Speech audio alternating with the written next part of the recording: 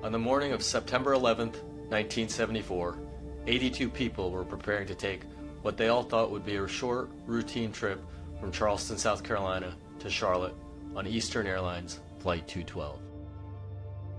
As the pre-dawn sky in Charleston started to brighten, bleary-eyed passengers began the boarding process for the flight, which was right on schedule for its 7 a.m. departure.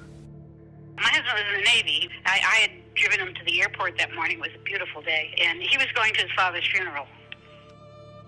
My commitment to the Navy was coming to an end, that I wasn't sure what I was going to do, whether I was going to stay in the Navy a bit longer or explore the civilian opportunities. So I was going to a job interview. He was going off to boarding school. It was an early flight, so I got up that morning, said goodbye to him. The flight was supposed to take 35 minutes.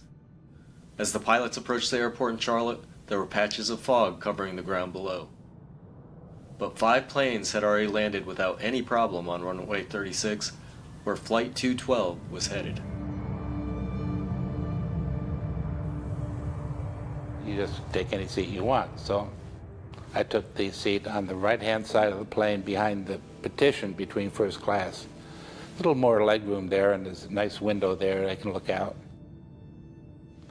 And I sat there and watched everybody single file down the aisle.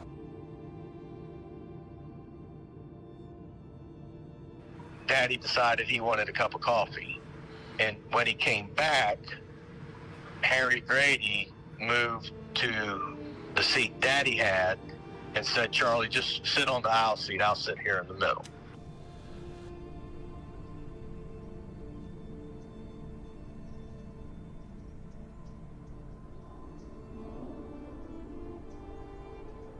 What Arnold and the other passengers didn't know, what they couldn't have possibly known, was that there was trouble in the cockpit. But as the plane descended through the low clouds, it would soon become clear that something was going horribly wrong. This cloud bank high, and it was clear, crystal clear, like it is after a storm. And below us was another cloud bank on the ground. So we were in this big empty space, and you could just see for miles. You could see the airport. And I was really happy that, oh, that's nice. He's got a nice, easy approach. Yeah, near a landing, you sort of notice certain things. They'll put the flaps on, it'll slow down and all that. And you can see tops of trees sticking up through the ground fog and all that. And they're still descending. Ladies and gentlemen, please check once again. I expected to go flashing over the landing zone any minute. And this car, this truck, drove into the dike, off the road.